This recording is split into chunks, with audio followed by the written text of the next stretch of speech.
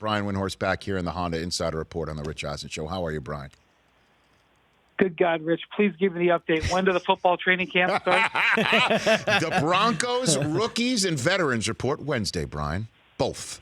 The whole. Oh, thank God. As soon as that happens, they forget my name. Well, I don't know about that. I mean, ESPN. is Chris Paul potentially on the move after that? You think he's just staying put in Oklahoma City? What do you think?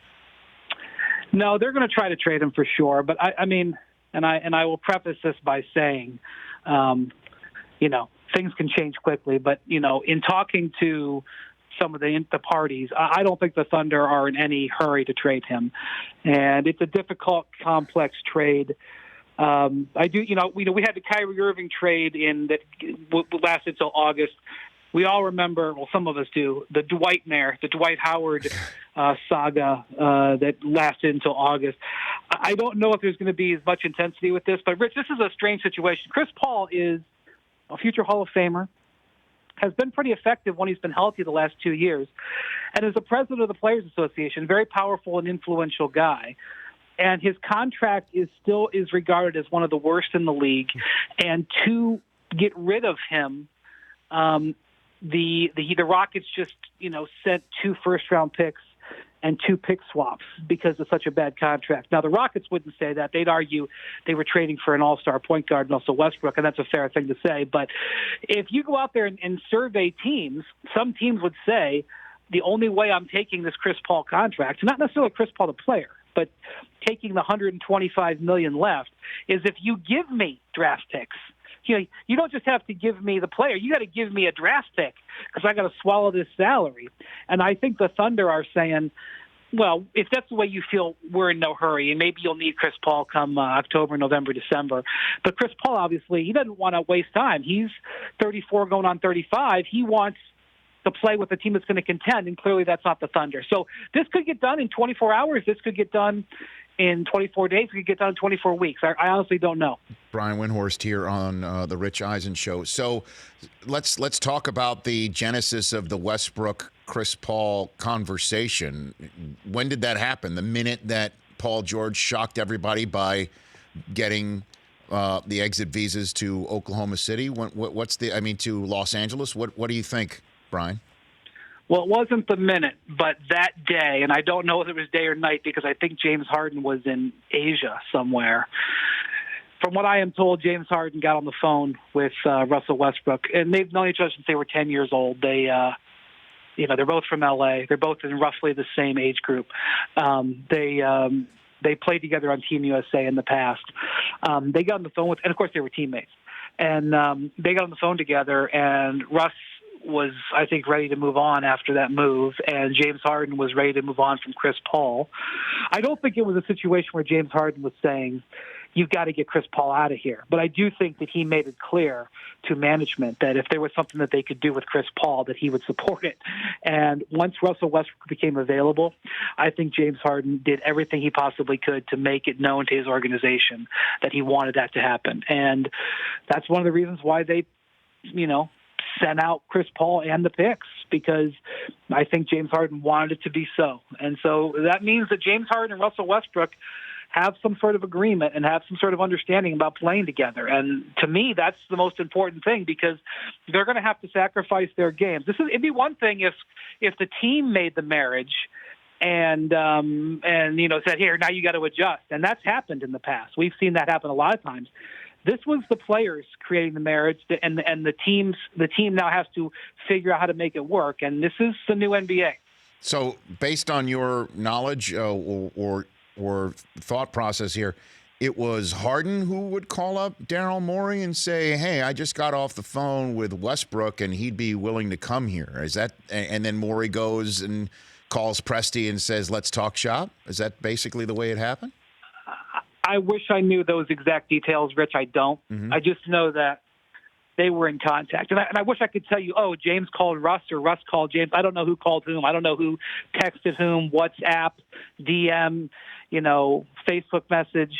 I don't know how it all worked. But I do know that Russ and James were speaking about the possibility. And And, Russ went to the Thunder and said, hey, can you send me to Houston? And James said, hey, can you try to get Russell? And that's how the deal went down.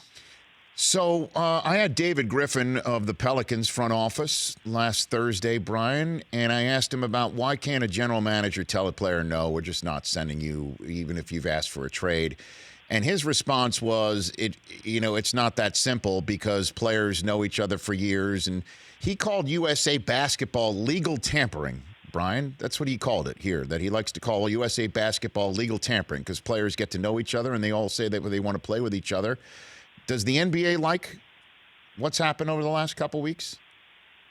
Well, I don't know. I wish I listened to that conversation because my guess is I assume Griff wasn't complaining about it because no, he was not. It was Team USA. It was Team USA that helped LeBron and Kevin Love get to know each other, which triggered LeBron getting Kevin Love to want to play for the Cavs. That they played together on Team USA in London in 2012, and in 2014 they were teammates with the Cavs. And David Griffin was the first to tell you that, that was the genesis of that. And if you go back and look at team, the Rio Olympic team, and you can start figuring out the pairings that have happened since then. And, this isn't unheard of. I mean, there's a lot of different ways this has happened over the years. I mean, players who have the same agent who have tried to play together for years, decades. It's not new. What I think the NBA, I think the frustration amongst the teams is that some of these deals are prearranged and they're not involved. So let me give you the classic example of this offseason. Sure.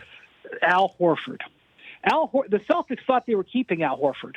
He was going to opt out of his contract. They knew that, and they said, okay, we're going to negotiate a new contract with you. Next thing you know, Al Horford says, hey, I'm going to go another direction, and the Celtics believe he had a prearranged deal lined up, ready to go with the 76ers. Now, I don't know whether that's true.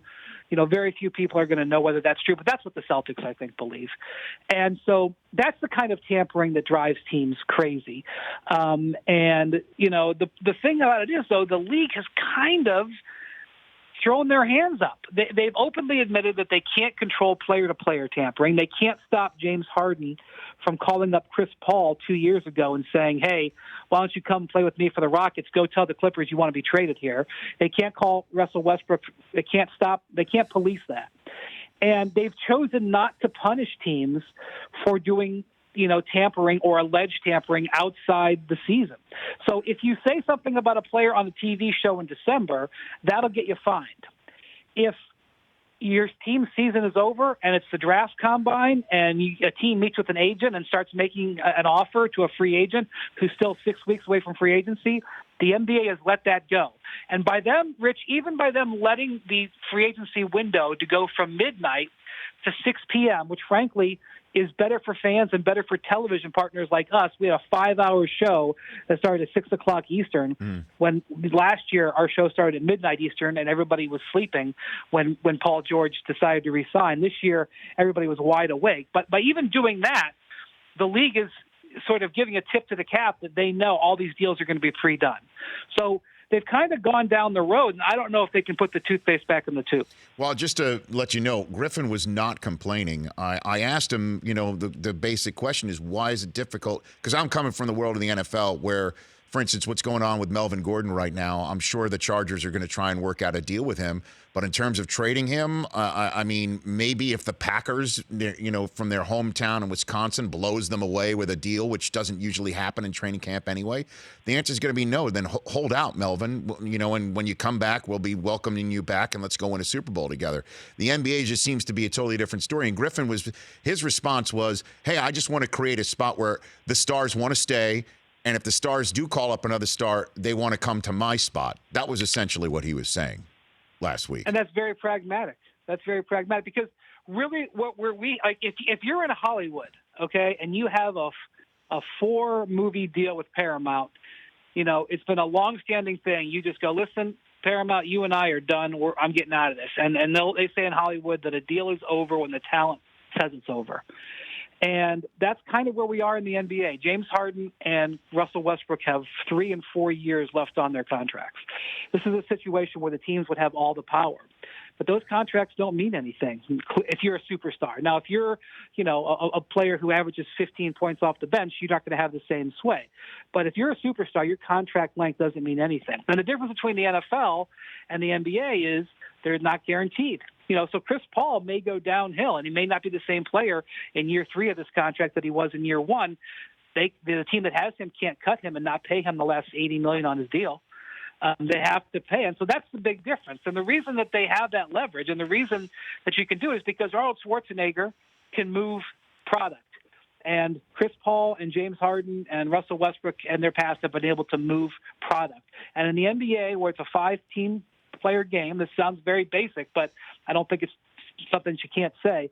In a 5-player game, when you have one player who's greater than almost everybody else, it makes a lot bigger difference than a running back or a quarterback or a left tackle, and even a left fielder or a designated hitter. And so the players have figured this out. It's taken them, I think the beginning of this was, Kareem Abdul-Jabbar demanding to be traded only to the Lakers, Oscar Robertson filing a lawsuit that was the foundation of free agency in the NBA. It's taken 40-some years, but the players finally have gotten themselves into a position where they're going to maximize their power.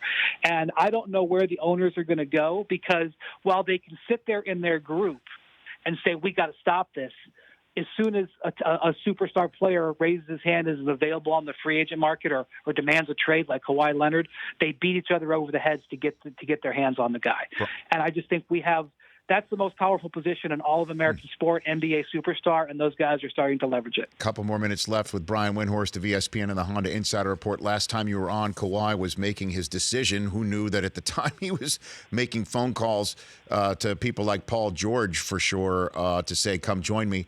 And you said that Kawhi had in his hand the future of the super team era. And that if he chose the Clippers or he chose the Raptors, he would end it. And sure enough, Brian, we do not have a team in the NBA going into next season with 3 bona fide A-list superstar players on it, like, say, obviously the Warriors did. Who's the best 2-man game in the NBA going into next season based on everything that we've seen? And by the way, that was why the Clippers had to pay 5 first-round picks, because they knew that Kawhi Leonard could have walked to the Lakers. Now, we'll never know if he actually would have done it. Right. But because the Lakers were there as the option to become the next great super team that maybe could have won 3 titles in the next 4 or 5 years, it spooked the Clippers enough to give up the picks to get Paul George. And that's what I mean by him having the power in his hand. So, I think what's really going to be a factor now, I think if you looked at last year's Raptors team, they had one amazing player. They had a couple other star-level players, Kyle Lowry and Pascal Siakam. But the reason that they were so incredible is their overall depth. Yep. They were flexible. They could play a whole bunch of different ways. And so when you look at it, so now if you're looking at all these teams with multiple superstars, who has the depth? Who can play 5 or 6 different ways? Who can survive an injury to their starting center or their starting point guard? And I think the Clippers are right there. You look at them; they are too deep throughout their entire roster. They had the best bench of the Western Conference, arguably, last year. I think you look at the Utah Jazz; their stars at the front end aren't quite as good. Mike Conley and Donovan Mitchell are not LeBron and Anthony Davis, but their too deep chart is awesome. The Denver Nuggets too deep chart is awesome. Those 3 teams really light up the board to me in the West. And then you have a team with LeBron and Anthony Davis. They're going to win a lot of games. And then in the East, I think the Bucks are in great position. They did lose Malcolm Brogdon, but they were able to retain most of the rest of their roster. They're going to be a terrific 2-deep team all the way through their whole lineup. To me, they are the favorite in the East. Well, and last one for you. So much carping in the direction of the Lakers from after Magic made his first take appearance, and we talked about a dumpster fire and El Segundo and what's going on in the front office. Now all the pieces have landed, and I think this roster is much better than the one that they started last year with. I'm wondering what you and the rest of the league are saying about the Lakers right now, that they are going into year 2 of LeBron with a bona fide, top-notch, top A-list player in Anthony Davis there, and the rest of the roster around him the way it is. Yeah, I did a story on this last week. I talked to like 10 or 12 people in the league to get their opinion on where the Lakers are. And Number one, they got Anthony Davis, as you said. So they get Anthony Davis and literally field three guys who look like me. They're going to be better because they have two Hall of Famers on their roster. Okay, so that's obviously huge. Secondly, with the signings that they've made, Rich, this summer, way better fit around LeBron. Last year they were living under some dream world that LeBron was going to change the way he played. Now they're like, look, we're gonna let LeBron play like he has for the last 16 years, which is he's going to control the ball. So let's get guys around him who can shoot better and can defend. So they get Avery Bradley, they get Danny Green. Boy, they'd love to have Andre Iguodala if he can work out a buyout. I don't know if that can happen, but that would be amazing if they got him. So they're much better suited to surround LeBron with talent, and they obviously have Anthony Davis. So to me, they won 37 games last year. They are absolutely a 50-win team this year, playoff team, can contend for a top four playoff seed in the West. Most people I talk to, and I believe this myself as well, I don't see them as a championship team right now because I don't think they have enough flexibility. I also don't think they have as good of shooters as you're going to need. They're better, but they're not great. And the other thing is you're really relying on LeBron and Anthony Davis to stay healthy. If either of them miss significant time, and I know that LeBron hasn't missed time a lot in his career, but he is coming off an injury-plagued season, it's going to be difficult for them to maintain that high standing.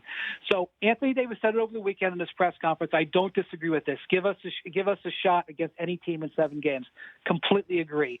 But I think with the competitiveness of the West, unless a bunch of things fall into place, I don't see them as a championship team. But granted, I don't feel hugely strong about that. But there's also the palace intrigue of the coaching staff, and then I lied. This is the last one because you're the perfect person to ask. Phil Handy, the assistant from the Raptors, as well as previously from the Cavs, just got hired to be on the bench with Vogel and Jason Kidd and LeBron. It's amazing. He did not tweet a damn thing about Vogel or Kidd, but he tweeted about PH, his guy, with the emoji of thank you. I mean, he tweeted that out yesterday. So what's the significance of this hiring, Brian? Well, Phil Handy is one of the most well-respected development coaches in the league by the players. I don't know if he's respected by everybody else. I mean, he left Cleveland with a little bit of acrimony. But he was the guy who was Kyrie Irving's guy. He kept Kyrie Irving on the straight and narrow when he was in Cleveland. In fact, if I was Brooklyn, I would have tried like hell to get him. But maybe they did. I don't know. So here's the thing. I've just learned this over the last 20 years. LeBron in July is very different from LeBron in January. LeBron in July sits on the couch with a glass of wine, talks philosophy, talks about how he wants to change things, says this is how this season's going to be different. LeBron in January, win at all costs. I don't care what my previous plan is. He has been very supportive of Frank Vogel. He came to his press conference, and I don't think that can be overstated. He has spent time throughout the summer in L.A. Now, granted, he's filming a movie here.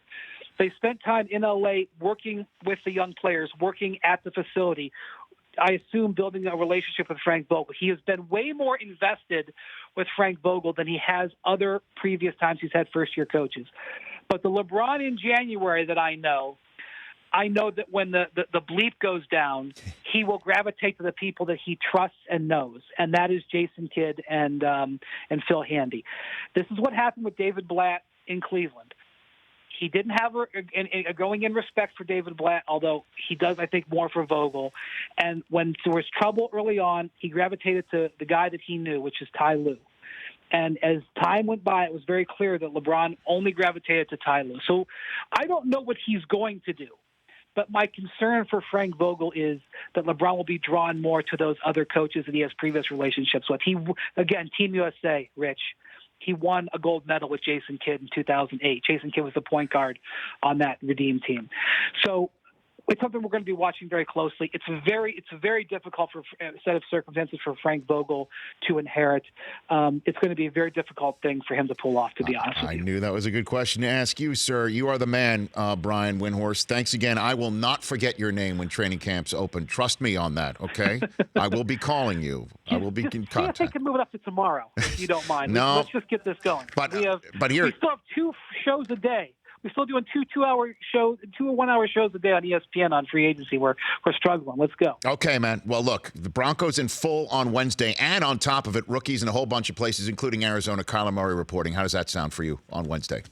That's going to work. Perfect. There you Awesome. go. Love And it. you're the man, Brian. Thanks for the over. call. Thanks again for You everything. can have the ball. You bet. Bye-bye. Thanks again. That's Brian Windhorst. For more of The Rich Eisen Show, tune to Audience Channel 239 on DirecTV for free on BR Live or download the Rich Eisen Show app.